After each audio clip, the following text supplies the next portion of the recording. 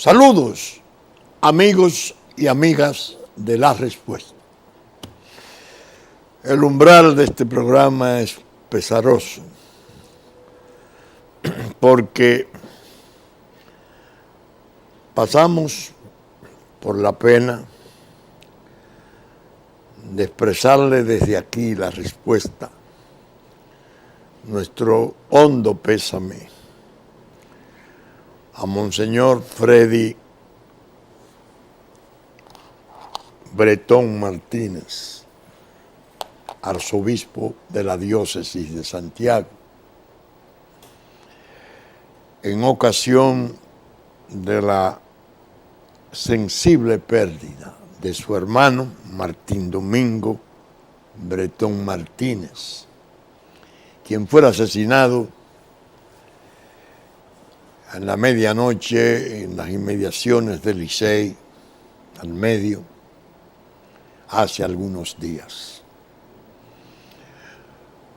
Monseñor Freddy Bretón es un exponente brillante, sereno, muy útil de la Iglesia Católica.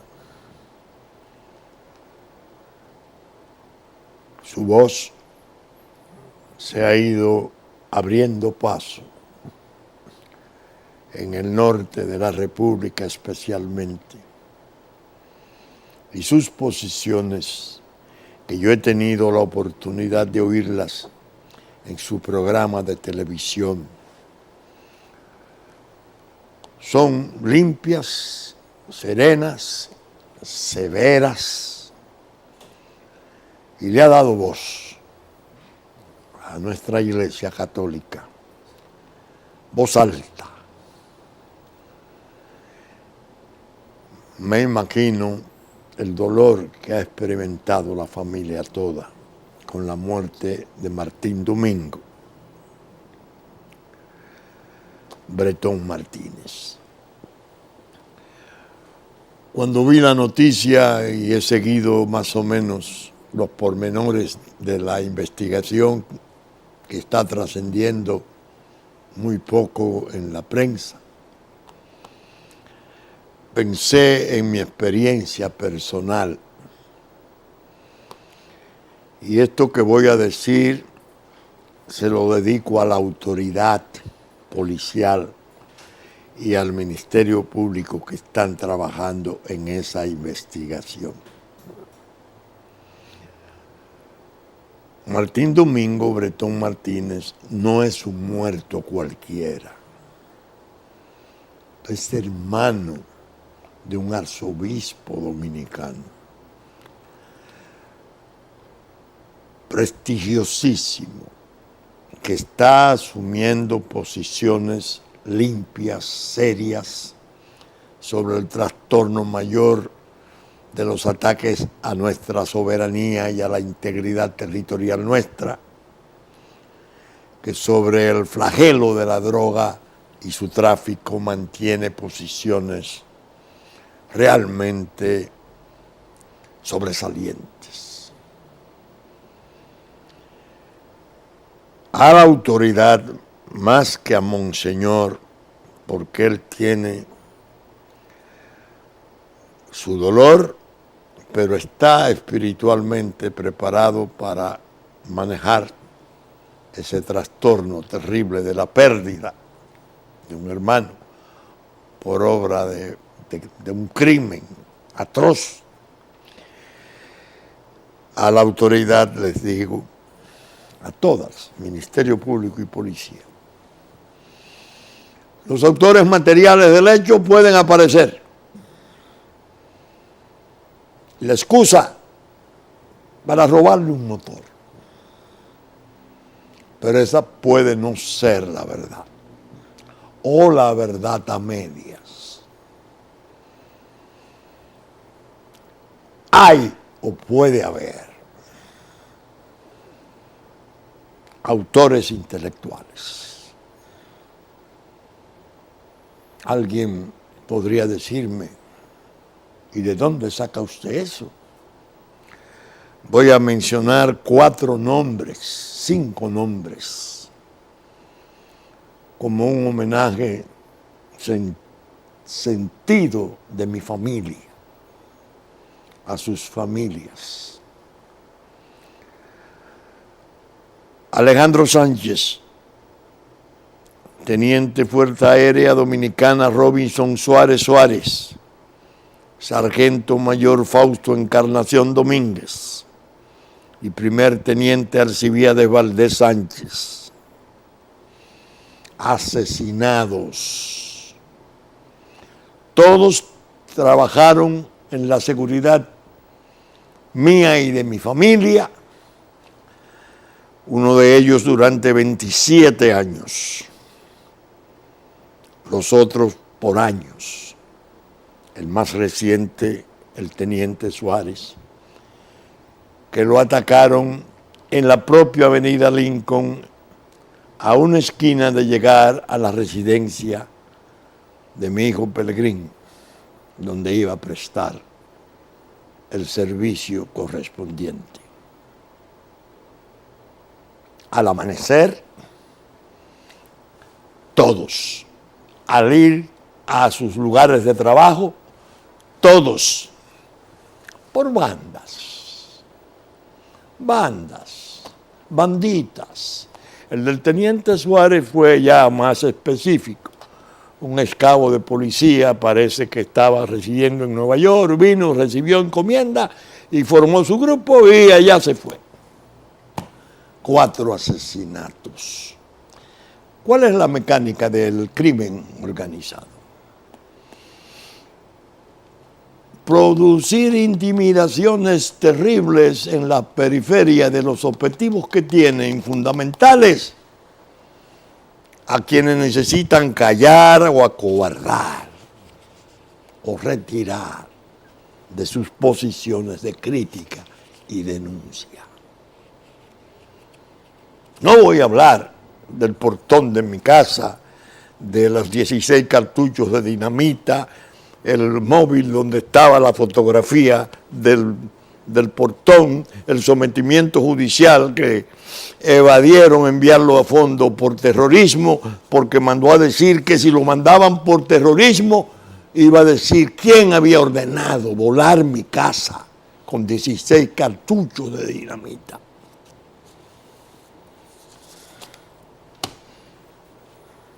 Monseñor Freddy Bretón Martínez es hoy por hoy, a mi juicio, una de las voces más altas y limpias de nuestra iglesia.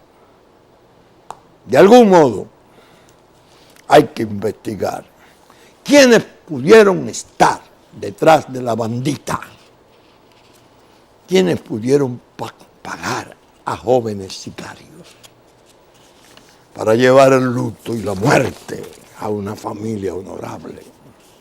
Y tratando, tal vez, no digo que sea así, sino que se investigue y a callar esa voz. Bien, reiterarle mi sentido pésame a Monseñor y a toda la familia Bretón Martínez. Voy hoy a hacer un programa, además, diferente. Cuando venía a grabar este ejemplar de Diario Libre, confirmaba en su primera plana por qué yo tenía en la semana el presentimiento de que tendría que hablar sobre drogas y crímenes en el país. Dice esta publicación, su titular: Danilo dice personas de cuello blanco están en el narcotráfico. ¿Oyeron? Lamentó los hechos de Baní y afirmó que tiene una lucha en contra del delito. Leonel dice esquema de operación del narco cambió. Pide reforzar la frontera, los puertos y aeropuertos del país. Los dos líderes principales líderes políticos principales del país, uno presidente, el otro expresidente y presidente del partido de poder, hacen esas revelaciones. Evidentemente conmovidos por el asesinato del coronel en Baní, el coronel Ramos Álvarez, que se está denunciando que fue una trampa, una emboscada, que hay un escándalo enorme sobre puntos de droga, etc. El Baní de Paya, el Baní de los 7 asesinados, ¿recuerdan ustedes? Colombianos. Nada nuevo bajo el sol, señores presidentes y amigos. Ustedes han dirigido el poder en la República Dominicana durante 5 periodos. 3, Leonel Fernández, 2, Danilo Medina. Han sido jefes de Estado. Hablar ahora con cierta ingenuidad, casi como si fuera un hallazgo, como si fuera algo que están conociendo ahora con motivo de los últimos hechos, no es bueno. Al país hay que decirle qué han hecho ustedes durante sus tiempos de poder. ¿Desde cuándo tienen ustedes conocimiento de ese fenómeno criminal que no le faltó quien les dijera hasta el cansancio que estaba implantándose, que era alarmante su paso, que terminaría por dominarnos, que había la necesidad de hacer esfuerzos mayores, porque ese era este que habla. 96-2000, presidente del Consejo Nacional de Drogas.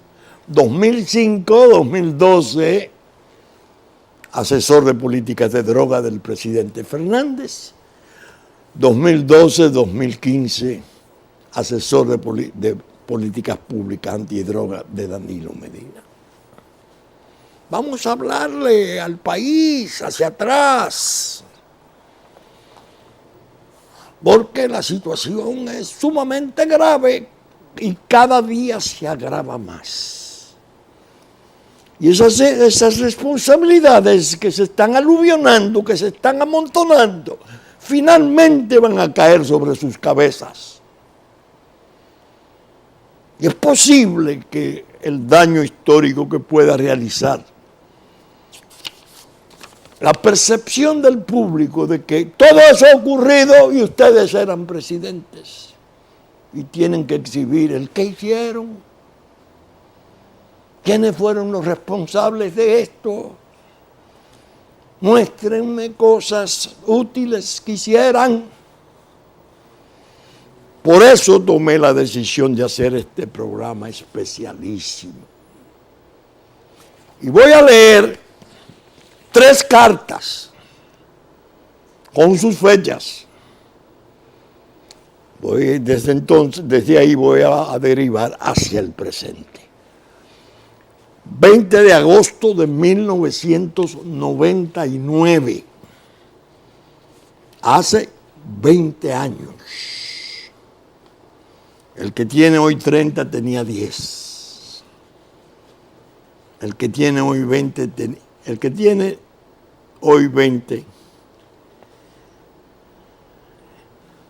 por Dios, estaba recién nacido. El que tiene 40, es decir, son jóvenes. Y esas cosas no tenían por qué conocerlas. Yo las voy hoy a refrescar. 20 de agosto de 1999. Oficio 162. al señor Antonio Isa Conde, presidente de la Comisión de Reforma de la Empresa Pública, CREP, opinión en cuanto a entidades interesadas en arrendamiento de los ingenios del Consejo Estatal del Azúcar, SEA. Remitido muy cortésmente la opinión para su conocimiento y fines pertinentes. Distinguido señor presidente de CREP,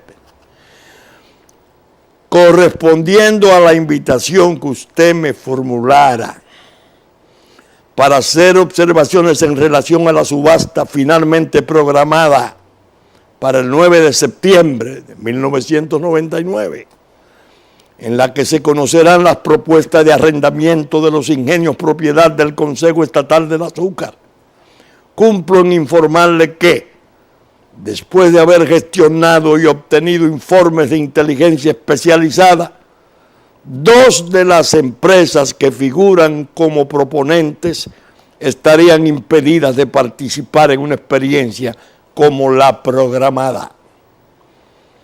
Le he comunicado al excelentísimo señor presidente de la República los motivos y fundamentos del rehusamiento de este Consejo Nacional de Drogas y entiendo que él impartiría las instrucciones del lugar al tiempo que le pueda ofrecer razones más específicas y concretas al respecto. Firmado Marino Vinicio Castillo. 20 de agosto de 1999, el mismo día,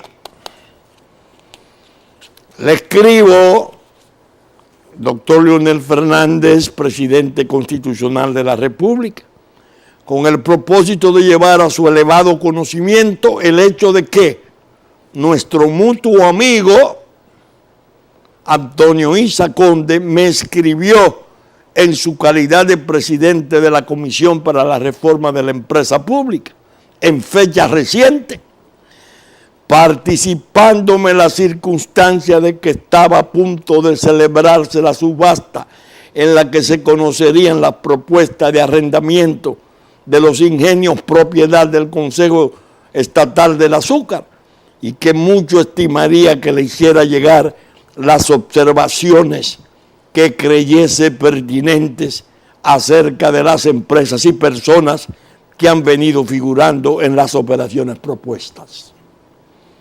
Coincidencialmente, en estos días me visitó un alto funcionario de la oficina de la Casa Blanca que se encarga de la lucha contra la droga en los Estados Unidos de Norteamérica y me permití solicitarle cualquier información pertinente relacionada con la índole de las empresas concursantes. En efecto, recibí la siguiente información.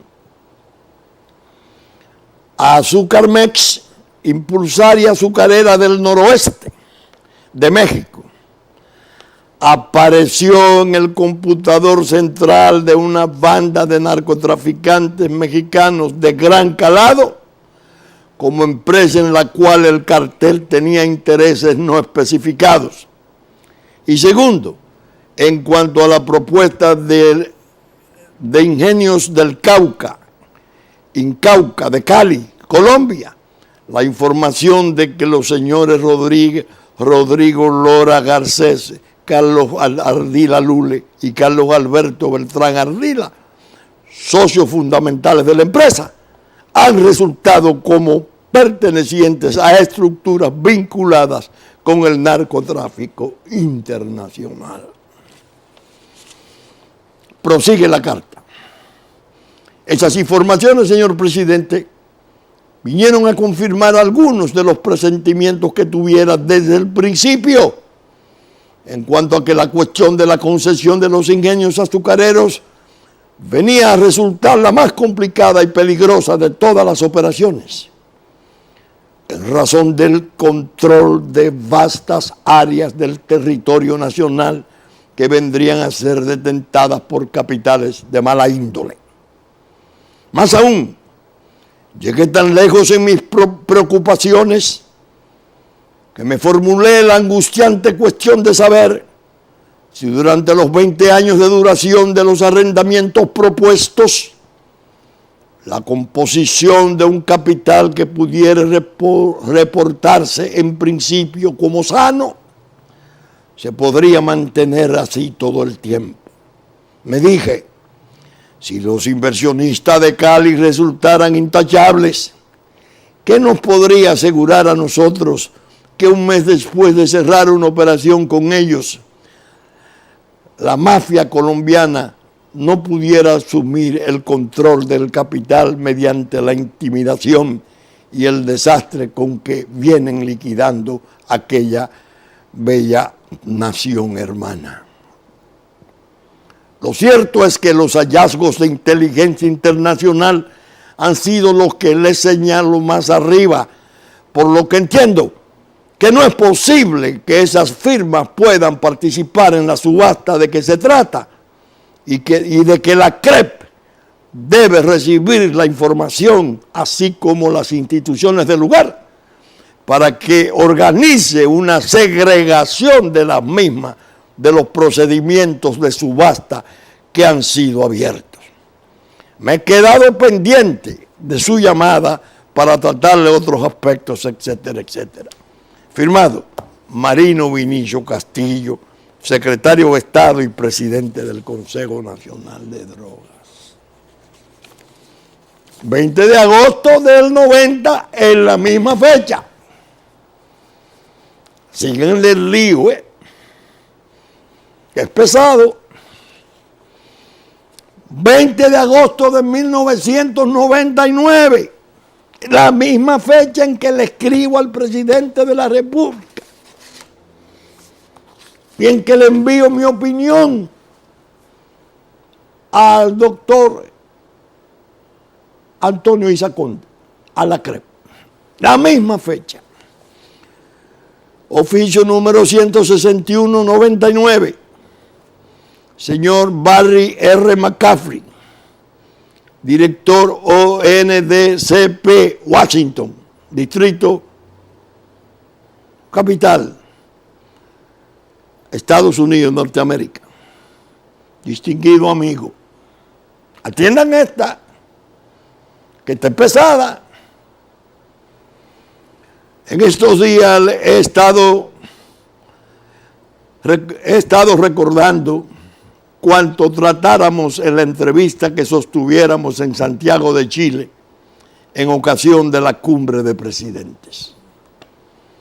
He tomado la decisión de escribirle para reafirmar algunas de mis convicciones que le fueran expuestas entonces, en el sentido de que la lucha contra el narcotráfico internacional que venimos desplegando en la región requiere en forma creciente una identificación de dos componentes vitales, una intensificación, de dos componentes vitales, a saber, un fluido intercambio de información y por otro lado, una inteligencia estratégica mancomunada, racionalmente compartida, que nos permite identificar y localizar en las muy diversas estructuras sociales y económicas con que contamos aquellos fermentos del crimen organizado que tanto daño genera,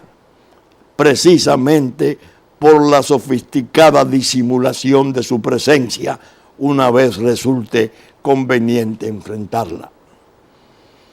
En mi país está en curso un interesante proceso de modernización del Estado, así como unas experiencias muy dinámicas de privatizaciones que desde su inicio me implantaron naturales inquietudes y algunas angustiosas curiosidades.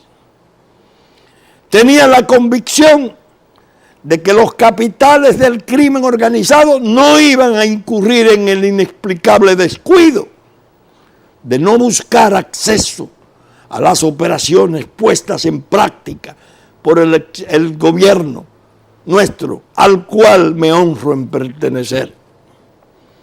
Ello me llevó en principio a hacer admoniciones en consejos ministeriales sucesivos, llamando la atención de algunos ministros que, imbuidos de la mejor fe, sin duda alguna, apreciaban en una forma defectuosa posibles inversiones extranjeras, tales como las que en el año de 1997 comenzaron a insinuarse como provenientes de Hong Kong. Me valí en ocasiones de un interesante material acumulado por los trabajos del Observatorio de Geopolítica de las Naciones Unidas acerca de cómo operan las tríadas chinas, procurando prudencia y recelo en muchos funcionarios que en sus iniciativas no podían ser censurados porque creían lealmente en la conveniencia de tal o cual inversión, aunque no estaban suficientemente alertados para ver un poco más allá en cuanto a la cuestión de la índole de esas posibles inversiones. En el mismo orden de ideas, cuando en mi país se aprobó la ley de capitalización de las empresas de propiedad estatal y se formó una comisión que tendría como misión expresa la de organizar y dirigir todo ese proceso de recomposición del capital accionario de las compañías estatales, me mantuve muy activo en las distintas reuniones de gobierno, advirtiendo y tratando de que ninguna operación se produjera sin tener una información bien controlada acerca de quienes podían pasar a ser asociados del Estado en esas negociaciones. La realidad ha sido que hasta ahora, en términos generales, no había aparecido ningún signo preocupante que constituyera una especie de hallazgo de algún brote de infección mafiosa. Sin embargo, entro en materia. En los primeros días del mes de agosto de 1999, recibí por primera vez una comunicación de parte de la comisión encargada de todo lo relativo a la capitalización de las empresas del Estado, en la cual se me daba una escueta información acerca de que la subasta de los ingenios azucareros, destinada a conocer de las propuestas de arrendamiento por un término de 20 años de los 11 ingenios propiedad del Estado, se llevaría a cabo el 13 de agosto y que de consiguiente se me invitaba a hacer cualquier observación que tuviera bien, para lo cual me enviaban los documentos que identificaban las empresas, así como algunas características de sus propuestas. En verdad me sentí abrumado, porque entendí que el término que se me concedía como para observar cualquier cosa era muy limitado y sobremanera, porque se trata de una operación muy delicada, ya que la misma entraña la concesión de emporios azucareros, cuyas plantaciones ocupan una buena parte del territorio nacional. Es decir, todas las aprehensiones que yo venía expresando sobre las posibilidades de que capitales de mafia buscaran aposentarse en el seno de las operaciones de capitalización de las empresas del Estado, se multiplicaron, especial y señaladamente en los casos de los ingenios azucareros, por la cuestión relativa al control territorial. Afortunadamente, General McCaffrey, tan solo 2 o 3 días después de recibir la correspondencia aludida, me visitó un funcionario de su oficina que trabaja en el despacho del señor Rambert, lo que me permitió solicitarle alguna información referente a las entidades y personas que están propuestas a obtener concesiones por 20 años de ingenios azucareros en el país. Así las cosas, el miércoles 18 de agosto me visitó mi buen amigo don Guido del Prado, quien estuvo presente en la entrevista en que se hiciera la solicitud de información a qué me refiero y me trajo los resultados.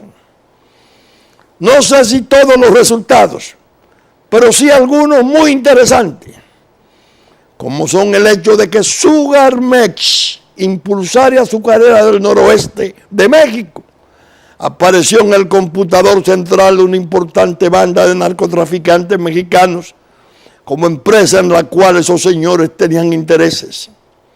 Por otra parte, la información todavía más concreta e interesante de que Ingenios de Cauca, Incauca de Cali, Colombia, tienen entre sus socios fundamentales a los señores Rodrigo Lora Garcés, Carlos Ardila Lule y Carlos Alberto Beltrán Ardila, todos reconocidos como gente importante de la droga en Colombia. ¿Cuál ha sido mi sorpresa? Entro en materia. ¿Cuál ha sido mi sorpresa? Lo ha sido el hecho de que el eficiente amigo Guido del Prado me dio los datos verbalmente, pero me advirtió que para poder contar con esa información tendría que tener la aprobación de la jerarquía máxima de la representación norteamericana en nuestro país. Esa advertencia, que consideré razonable en su trámite, se convirtió en una sorpresa mayor cuando al día siguiente él me dijo que no era posible entregar esa documentación, ni aún informalmente, porque la delegación diplomática norteamericana no sabía si eso podía resultar imprudente o trastornador. A pesar de esa actitud tan remisa y lamentable, yo tomé la determinación de hacerle un informe enérgico y categórico al presidente de la República, oponiéndome a que esas dos empresas de México y Colombia pudieran participar siquiera en la subasta. Baso mi informe en documentos que fueron leídos en mi presencia y en datos que tomé con mis propias manos. Y como siempre, asumiré las responsabilidades y los riesgos de plantear mi objeción con la misma entereza con que suelo hacerlo, hacer cumplir mis determinaciones en este escabroso campo de la droga.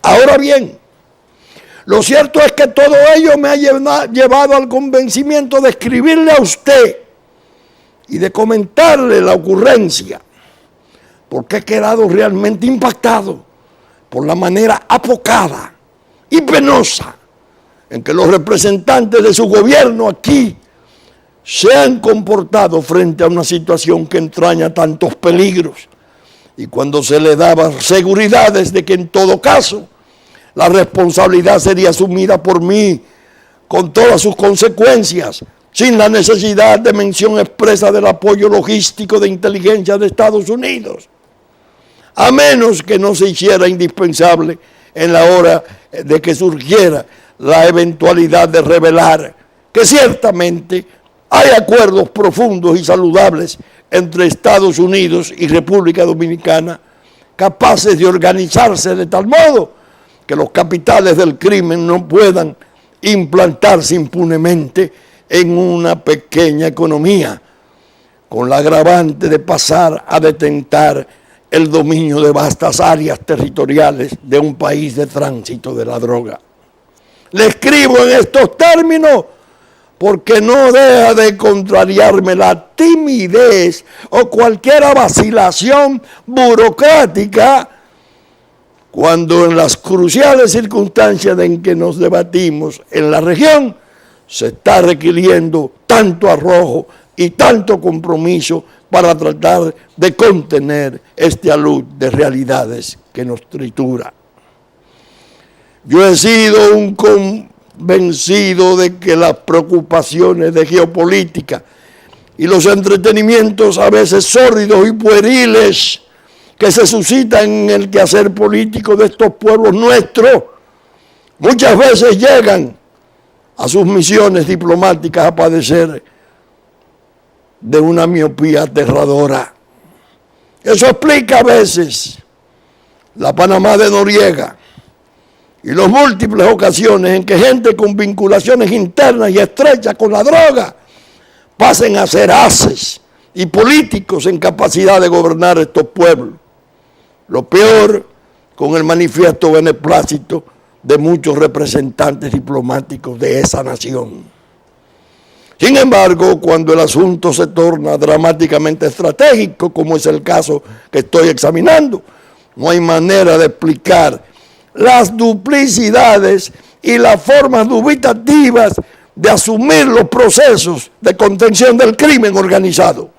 En suma, apreciado amigo, general McCaffrey, yo le he dado curso a mi objeción por ante la máxima autoridad de nuestro Estado y solo aspiro a que, si se me presentaren las exigencias públicas de fortalecer mi negativa documentada, pudiera pensar en que mucha gente generosa que como usted en su país vienen luchando contra este gran mal, de algún modo propiciarán la información necesaria y, ¿por qué no?, el apoyo transnacional a un rehusamiento honorable de tan alto contenido prevencional y estratégico como el que me lleva a impedir que capitales netos de la mafia puedan contratar el dominio y control de empresas detentadoras de extensos dominios territoriales de mi pequeño país.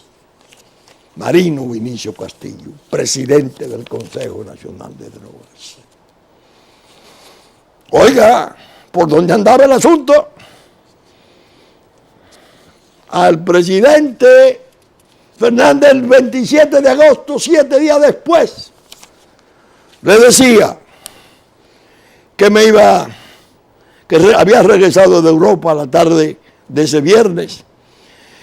Luego de cumplir algunas obligaciones profesionales, venía de Austria.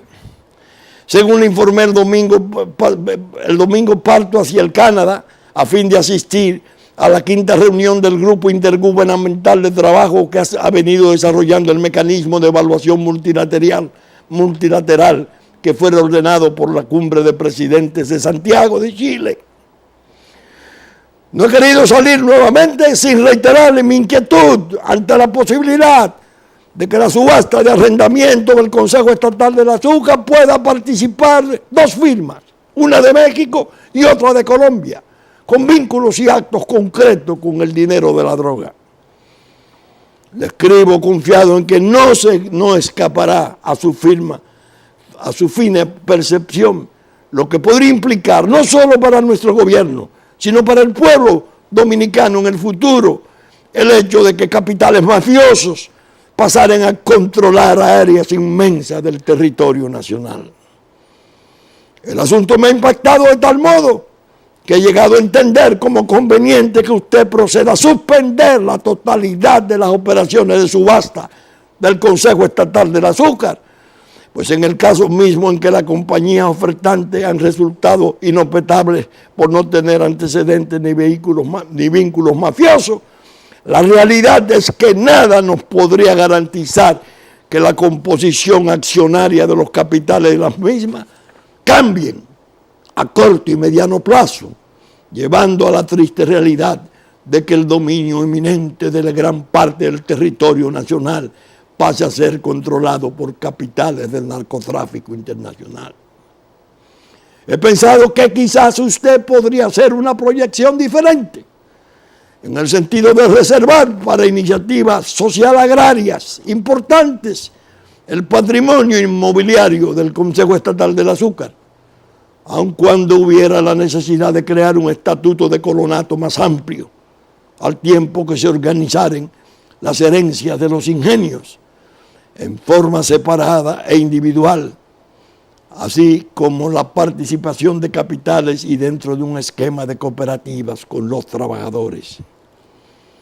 Desde luego, estas son simples y ligeras insinuaciones, porque podría haber otras posibilidades de desarrollar esas riquezas públicas.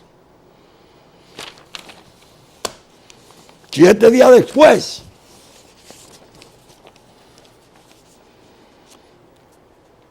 otra carta a Pino Arlaqui, en diciembre del 99. ¿Quién era Pino Arlaqui? secretario general adjunto de las Naciones Unidas y director ejecutivo del Programa de Naciones Unidas para la fiscalización del uso indebido de drogas. Íntimo amigo como hermano del juez Giovanni Falcone, un sociólogo criminal de primer orden de Italia. Le hacía el 22 de diciembre del 99, le relataba lo amargo que había sido esa atribución de esos ingenios a la Compañía de México, pese a las advertencias. Cuando regresé, que hablé con el presidente Fernández, me dijo, bueno, lo que pasó fue que vino la señora encargada de negocio y dijo que ellos no tenían objeción a la operación, los americanos, porque ellos no querían más problemas con los mexicanos, porque por si en algún momento los mexicanos entendían que ellos estaban torpedeando a compañías de ellos, un desastre. Pasó, aquí está la concesión. ¿Saben ustedes quién leyó el acta de adjudicación de esos ingenios al cartel de Sinaloa, a la compañía donde ellos tienen intereses? Son de Culiacán. No quiero decir que los que aparecían sean del cartel de Sinaloa. Es una familia tradicional azucarera, como es Vicini aquí. Pero el cartel tiene, como todo lo que ocurre en Sinaloa. ¿Quién leyó el acta de adjudicación? El secretario de Acta y Correspondencia de la CREP. ¿Quién era? Don Gustavo Montalvo, el actual primer ministro. Estaba calladito, trabajaba en USAID, no sé si había salido ya o seguía en USAID, mientras leía esta adjudicación. Y su embajada, con la que él mantenía relaciones excelentes, decía que no tenía interés. ¿Qué pasó? General McCaffrey convoca una reunión en Washington. Yo estoy sentado en la puerta de la sala de audiencia. Viene un señor vestido de gris y me dice que usted es el doctor Castillo. Sí, señor. Yo soy Jorge Madrazo, Procurador General de México. Y tengo mucho interés de que usted oiga mi discurso. Sí, cómo no. Pronuncia un discurso fabuloso, muy interesante, hablando del gobierno de México y los empeños contra la droga. Me manda, antes de terminar el discurso, va uno de sus auxiliares y me lleva una copia del discurso que conservo. ¿Por qué eso? México haciendo alarde, su gobierno de entonces, de que su lucha era limpia.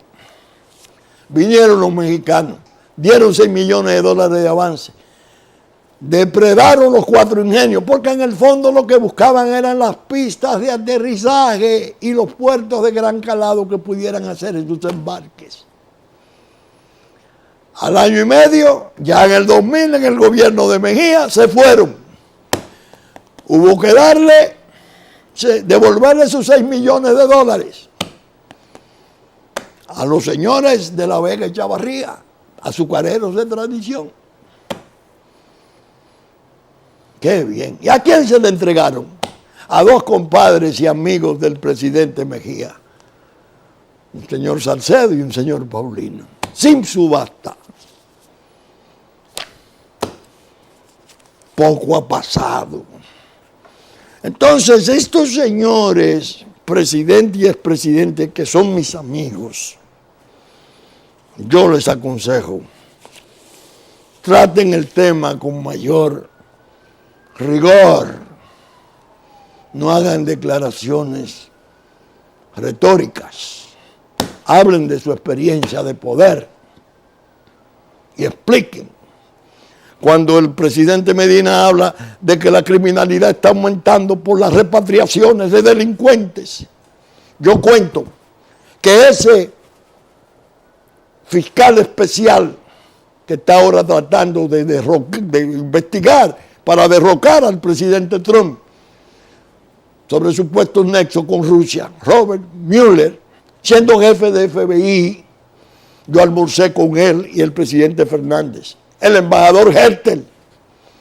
Y cuando yo le hablé del trastorno de la repatriación, dijo que eso era menor porque entendía que eran 4.000 casos. Y entonces iban 26.000. Ahora son más de 150.000. ¿Quién los envía? Yo le dije en el propio Departamento de Estado, en una reunión en que estaba el general McCaffrey y la fiscal general Janet Reno, 2 días de trabajo con los responsables de la droga de Centroamérica, la necesidad que teníamos de construir una cárcel de estándares internacionales para el cumplimiento de la pena residual. Me quejé de las extradiciones, que nosotros la estábamos consintiendo, y iban los delincuentes desde aquí y rápidamente volvían con sus capitales intactos para seguir operando. Y que había la necesidad de hacer un pacto, un acuerdo bilateral para ese cumplimiento de penas residuales aquí. Son esfuerzos que se han hecho importantes. Mi hijo Pelegrín y José Ricardo Tavera, 2 diputados de la Fuerza Nacional Progresista, derrotados en el Congreso, propusieron un proyecto de ley de libertad vigilada, a fin de que todo repatriado quedara bajo un tipo de control, que era la antigua vigilancia de alta policía, que Francia aún conserva. No, lo derrotaron. Lo derrotaron el proyecto, como derrotaron en principio el proyecto que habían ellos sometido sobre interceptar los vuelos criminales. Es decir, que han hecho una serie de barbaridades. Entonces no pueden venir con esa inocencia, con esa ingenuidad. Porque los jóvenes de hoy van a pensar, claro, y tendrán razón. Bueno, ¿y ustedes qué hicieron? ¿Y ustedes qué hicieron? Hicieron esfuerzo, conocieron cosas, recibieron presiones como esa que describo, y desinterés. A nivel de embajada, no tenemos interés en eso. ¿Cómo? ¿Quién era que venía? El Chapo, Culiacán, Sinaloa. Ahora lo están jugando en Nueva York, y dice el capo Cifuentes, colombiano, que era su mano derecha. En el 2007 él tenía interés de conseguir una pista.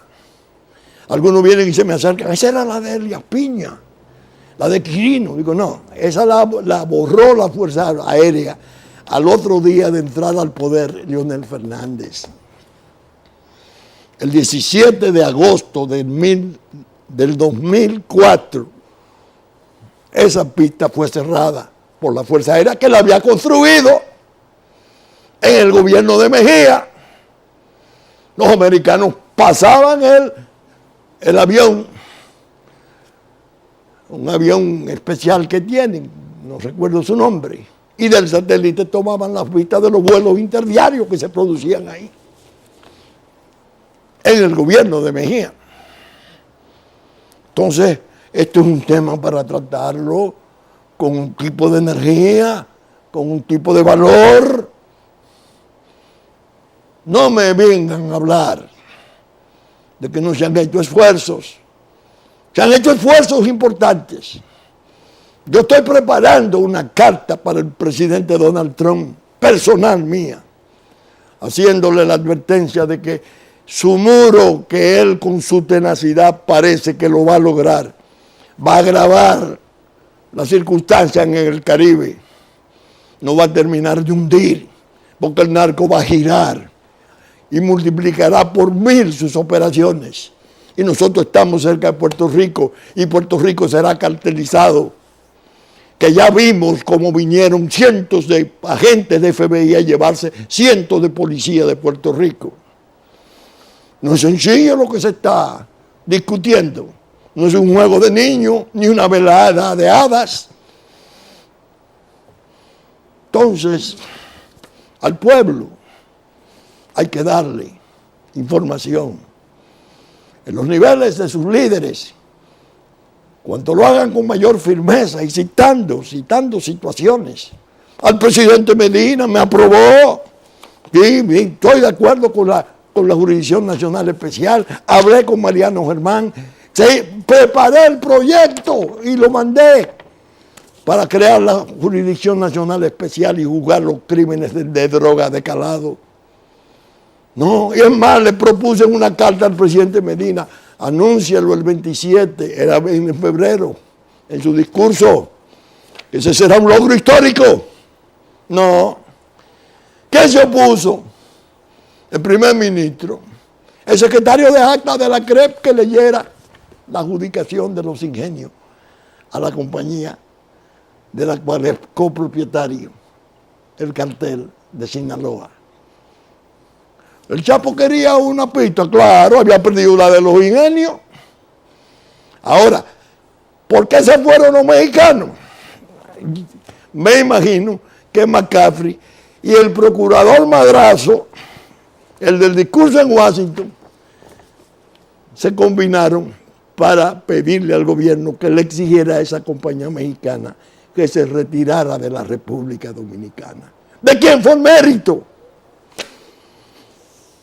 No voy a alegar yo que hice esas diligencias, si no tuviéramos todavía la gran desgracia de áreas inmensas de cañaverales en manos de carteles de la droga, del nivel terrible del cartel de Sinaloa. Bien, saben ustedes que estamos saliendo por Supercanal, 3 del cable, 33 de televisión abierta, el domingo a las 11 de la mañana, que ya nos anticipó Cinevisión, Canal 19, sábado a las 6 de la mañana. Como Telefuturo, Canal 23, a las 8 de la mañana, después de la misa de San Antonio, en el Canal 23 Telefuturo. Saben además que Telenor, San Francisco de Macorís, 12 del mediodía, 6 de la tarde, de domingo. Teleimpacto, 12 del mediodía, 9 de la noche, de domingo. 9 de la mañana, de domingo. DNI, Canal 51, 7 de la noche, de domingo. Musavisión y TV3, TV Plata, de Puerto Plata, de 10 a 12 del mediodía, de domingo. Que la radiodifusión está a cargo de Radio Real de La Vega y nuestros contenidos son reproducidos en parte por Diario Horizonte de New York, Diario Digital Dominicano y los canales amigos de Montecristi, Constanza, Sabaneta, Higüey, Romana. Hit 92, el domingo a las 6 de la mañana de domingo. Con la gracia de Dios esperamos estar con ustedes en el próximo fin de semana en la entrega de una nueva respuesta. Muchas gracias y hasta entonces.